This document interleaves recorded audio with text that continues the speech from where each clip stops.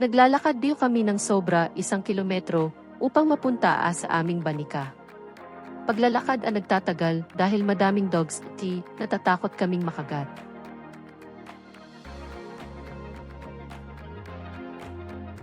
Nakikipag-bonding din kami sa mga residente nakatira malapit sa banika. At ngayon naman po, papunta tayo sa aming tanim na mga pipino. Ngayon po ay hinihintay na lang namin sila lumago dahil balak po namin gawin silang atsara rin katulad po ng ginawa namin sa papaya. Dahil po makikita na natin na may mga kalbos na siya. Katulad po ito. Yan, medyo malago na po sila. Actually, nakaraang linggo lang rin po namin ito tinanim at ganito na po siya agad kalaki.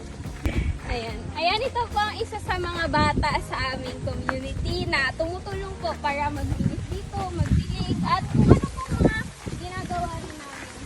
Ito po makikita natin, may mga talbos at may mga bulaklak po dito ng pipino.